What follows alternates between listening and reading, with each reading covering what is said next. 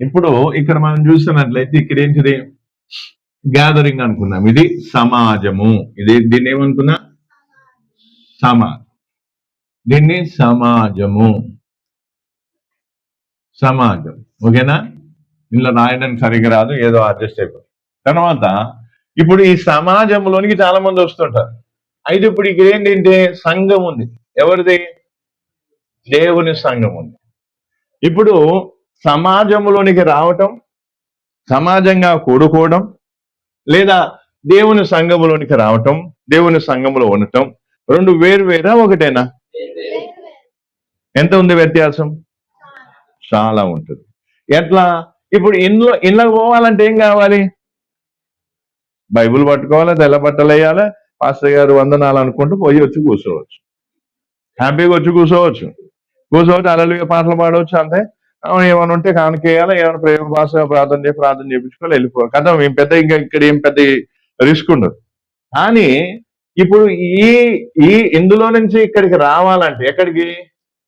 సంఘములోనికి, సరైన సంఘములోనికి ఏం కావాలి? రావాలంటే ఏం చెయ్యాలి? సంఘంలోనికి రావాలంటే ఏం కావాలి? రక్షణ అనేది ఇంపార్టెంట్ అన్నట్టు. రక్షింపబడకుండా ఎవరు కూడా ఇళ్లకు రాలేరు. ఇది 100%. ఈ సమాజంలోనికి బీడి తాగేటోళ్ళు రావచ్చు, సొట్ట తాగేటోళ్ళు రావచ్చు, మళ్ళీ తాగేటోళ్ళు రావచ్చు, తర్వాత వ్యభిచారులు వస్తారు, దొంగలు వస్తారు, అన్యాయస్తులు వస్తారు, దోపిడీదారులు వస్తారు. పోతలేరు? పెద్ద పెద్ద సంఘాలు పోయి ఏం చేస్తారు? సంఘం. ఇది కాదు అసలు సంఘం. సరైన సంఘం ఏది? ఇక్కడ ఉంది. ఆ సంఘంలోనికి రావాలి అంటే నువ్వేం చేయాలి? రక్షింపబడకుండా నువ్వు ఇందులోకి చేర్చబడలేవు. అందుకే ఇప్పుడు మీ ముగ్గురు ఉన్నారు, ఇప్పుడు బాప్టిజం తీసుకోవాలి. నలుగురు ఉన్నారు, ఇప్పుడు బాప్టిజం తీసుకోలేదు, రక్షింపబడలేదు. అంటే మీరు ఎక్కడ దాకానే ఉన్నారు? ఇంకా ఇండ్లనే ఉన్నారు. ఇప్పుడు మిమ్మల్ని దేవుడు ఎక్కడ చేర్చుకోవాలనుకున్నాడు? ఇండ్లకి చేర్చుకోవాలంటే ఏమి ఇవ్వాలనుకుంటున్నాడు? మీకు రక్షణ ఇవ్వాలనుకుంటున్నాడు, లేదా మిమ్మల్ని రక్షించాలనుకుంటున్నాడు. అయితే మీరు కూడా ఏం చేయాలి? ఇది అర్థం చేసుకోవాలి. కొంతమందికి తృప్తి, సాటిస్ఫాక్షన్ ఏముంటది? ప్రభు బాగానే ఉంది, సమాజం మంచిగా ఉంది, మాకు మంచి పాస్టర్ని ఇచ్చినావు, బాగుంది, హల్లెలూయా, వాక్యం కూడా మంచిగా చెప్తున్నాడు, ఎగ్జామ్స్ బాగున్నాయి, అది ఇది అంతా బాగానే. ఇందరితో వీళ్ళు తృప్తిపరచు. ఓకే, ఇప్పుడు నుంచి ఏం చేయాలి? ఇప్పుడు దేవుడు మీ నుంచి ఏం కోరుకుంటున్నాడు? ఇండ్లు ఉండాలని కోరుకుంటున్నాడా? ఇండ్లు ఉండాలని కోరుకుంటున్నాడు. ఇండ్లకి రావాలంటే ఏం చేయాలి? రక్షణ. అందుకే ఇప్పుడు ఈ మంచిగా అర్థమైంది, ఈ రెండు మంచి బొమ్మలు. అందుకే అర్థమైందా? ఇండ్లు ఏమన్నా ఒకటి అర్థం కాంది అన్నా చూడండి, ఒకసారి ఆలోచన చేయండి. ఇండ్లు ఏమైనా అర్థం కాంది ఏదైనా ఉంటే మంచిగా బాప్టిజం తీసుకున్నాడు, ఎందుకు అక్క ఇండ్లు ఉండొచ్చు కదా మంచిగా. అందులోకి ఎందుకు మరి? అందులోకి పోతే ఏం లాభం? ఇండ్లు ఉంటేనే మంచిది. అందులో పోతావా? అలా పోవాలంటే ఏం కావాలి? ఏం కావాలి?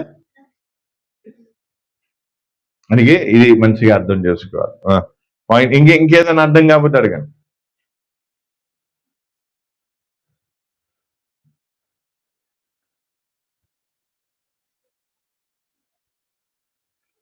విశ్వాసం ఉంచిన వాళ్ళందరూ కూడా ఏమైతే రక్షింపబడతారా, లేదా కొందరే రక్షింపబడతారా? అసలేంది? విశ్వాసం ఉంచిన వాళ్ళందరూ రక్షింపబడతారా?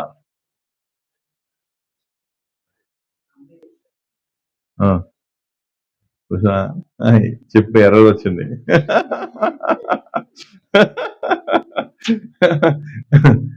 కిరికిరి అన్నట్టుంది, ఎర్రర్ వచ్చింది, ఎటో పోయింది అది. విశ్వాసం వచ్చిన వాళ్ళని, ఇళ్ళకి వచ్చిన వాళ్ళందరూ విశ్వాసులే. విశ్వాసం యేసు ప్రభు దేవుడు అని నమ్మే వస్తుందా, నమ్మకుండా వస్తారా? నమ్మే వస్తారు. మరి విశ్వాసం ఉంచిన వాళ్ళందరూ ఇళ్ళకి పోతారా? ఇళ్ళకి పోవాలంటే ఏం కావాలి? మరి రక్షణ దేవుడు ఎవరికి ఇస్తాడు? ఎవరికి ఇస్తాడు? ఫలానా ప్రాంతము, ఫలానా కులము, ఫలానా వర్గము, ఫలానిది అట్లా దేవుడు ఏమన్నా ఎంచుకుంటాడా? లేదా అందరికి ఇస్తాడా? లేకపోతే అదేంటి? దానికి అదేంటి?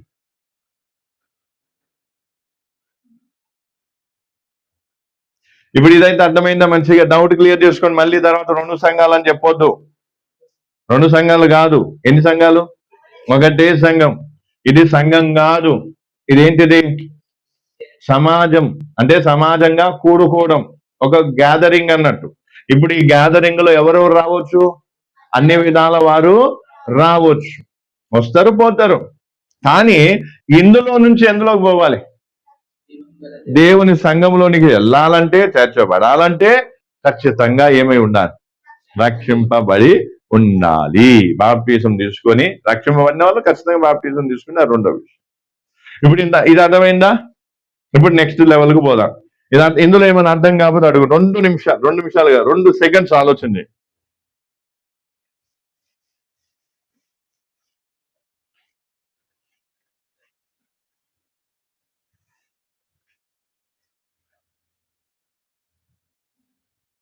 ఉం?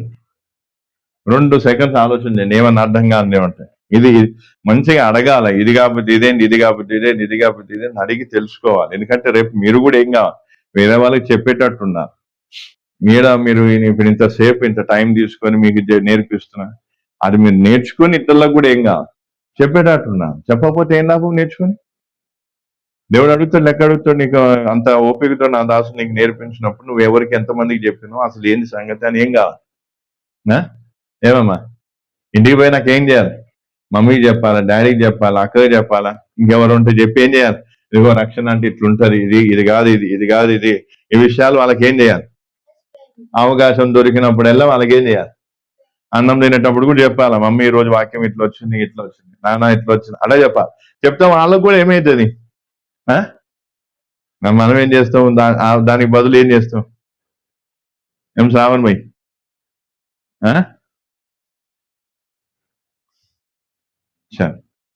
అర్థమై 2 నిమిషాలు సెకండ్స్ ఆలోచన చేసేదా?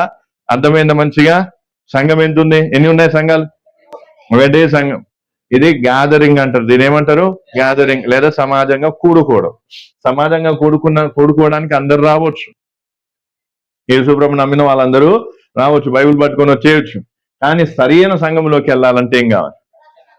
అందుకే 2వ అధ్యాయం 47లో చాలా స్పష్టంగా రాసు. ఒకసారి చెప్పండి మళ్ళీ. అపోస్తల కార్యం 2:47.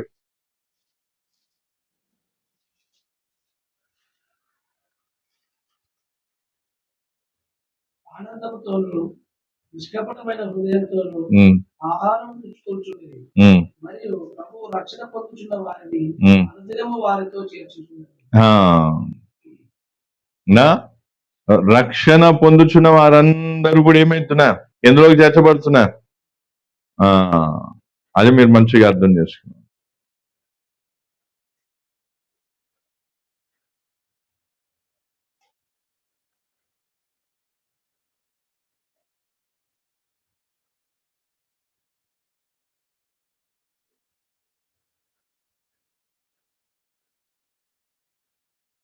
చాలా ఇబ్బంది పెట్టేస్తుంది ఇది.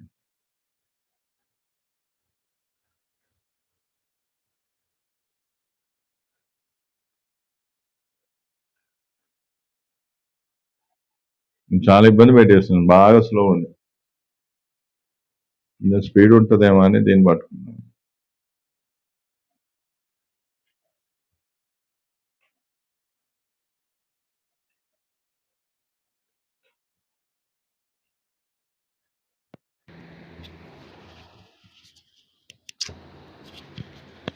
అదే నా ఫోన్ ఏది?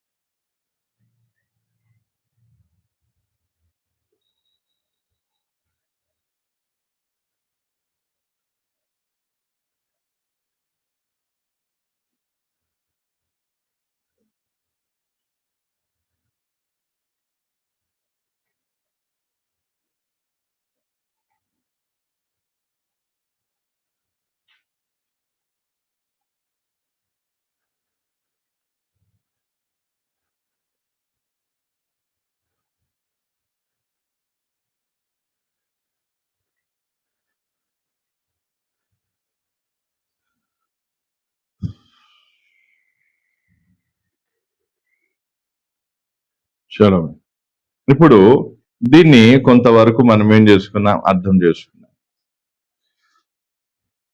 రక్షణ మెయిన్ ఏంటంటే, రక్షణ పొందుకోవడానికి ముందుగా లేదా రక్షింపబడటానికి ముందుగా మొదట మనం ఏం చేయాలి? నీడ్ ఆఫ్ సాల్వేషన్ అనేది కావాలి. అంటే నాకు రక్షణ కావాలి అనే విషయం ఏం కావాలి? అర్థమవుతుందా? నీడ్ ఫర్ సాల్వేషన్ అనేది ఏం కావాలి?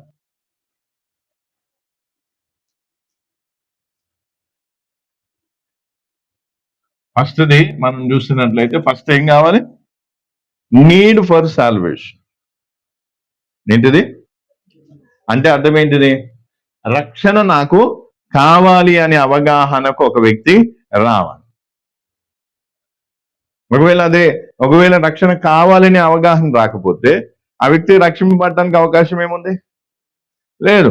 ఎందుకంటే ఆ వ్యక్తికి ఏం లేదు, రక్షణ ఒక విలువే, నాకు రక్షణ కావాలి, నేను రక్షింపబడాలి, నా స్థాయి ఇది, నా స్థితి ఇది, నేనేం కావాలి, ఆ స్థితిలోంచి బయటికి రావాలి అనే ఒక అవగాహన లేదా ఆ రక్షణ యొక్క అవసరత అనేది ఆ వ్యక్తికి తెలియాలి.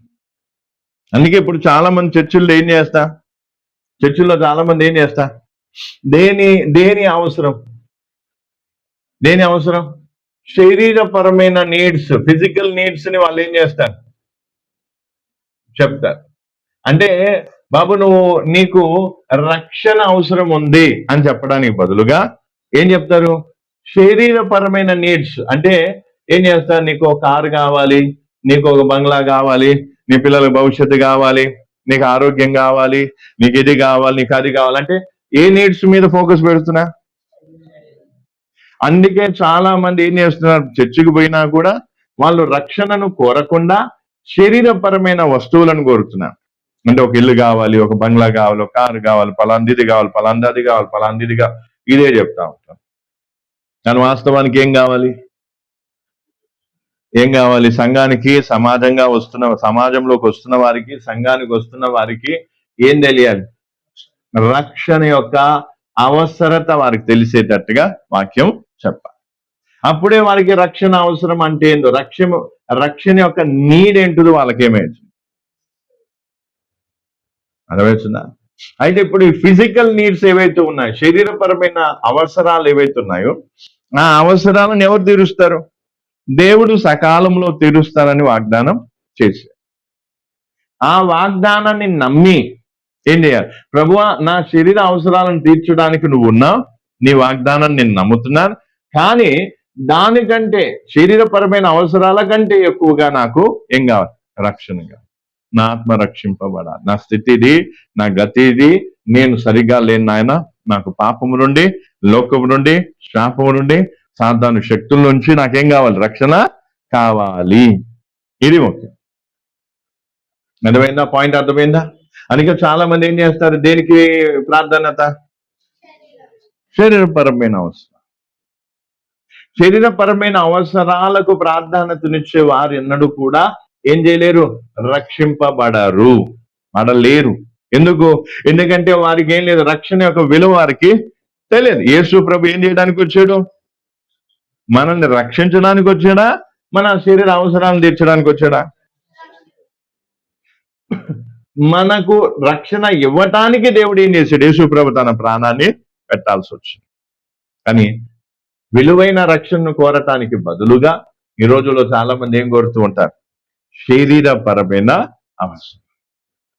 అందుకే దేవుని మత్తయి సువార్త 6వ అధ్యాయంలో చూస్తే యేసు ప్రభు చెప్పినటువంటి వాగ్దానాన్ని మనం అక్కడ చూడవచ్చు. మత్తయి సువార్త 6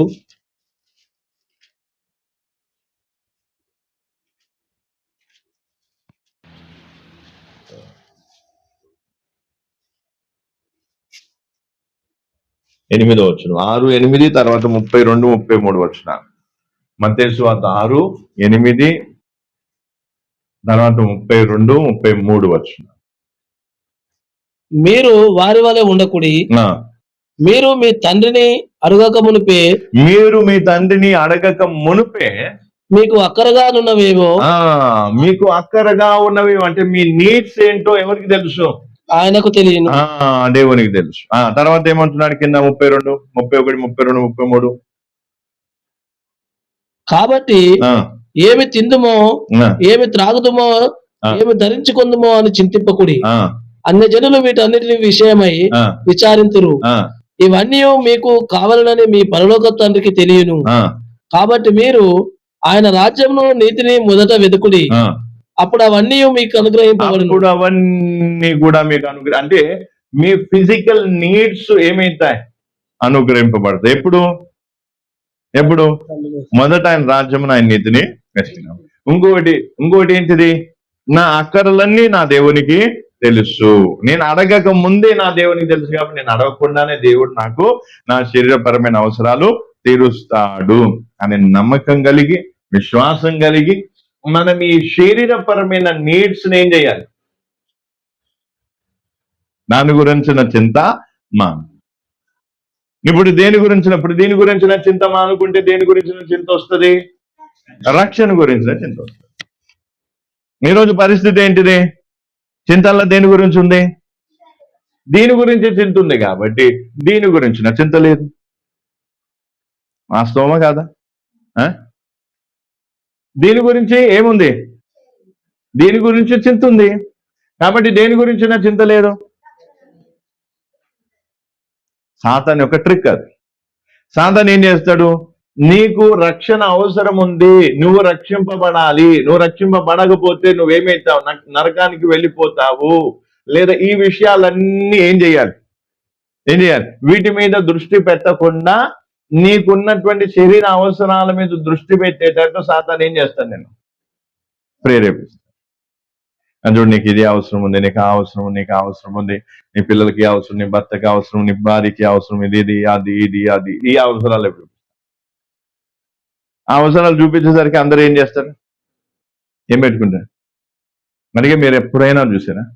శరీరపరమైన అవసరాల కోసం చింతించే వారికి తమ ఆత్మరక్షణ గురించిన చింత, నేను చచ్చిపోతే ఎడిపోతా అనే ఆలోచన వారికి ఉండరు.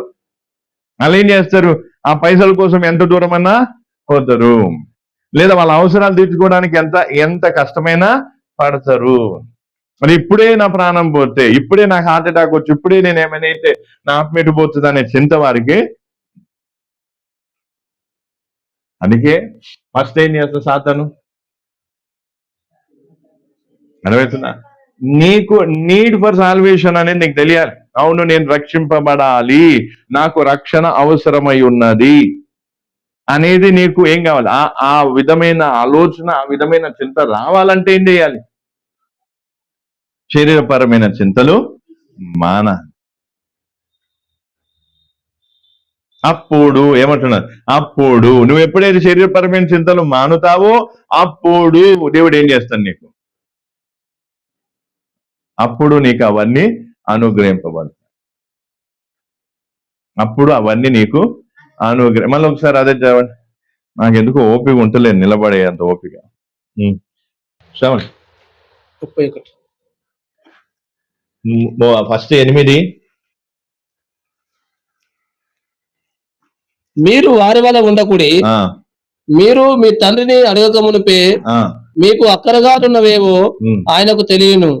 మీకు అక్కరగానున్నవేవో ఎవరికి తెలుసు? తండ్రికి తెలుసు. ఓకే, ఆ నమ్మకం ఉందా? ఎంతమందికి ఉందా నమ్మకం? నాకు ఏవైతే అక్కరగా ఉన్నాయో అవన్నీ ఎవరికి తెలుసు?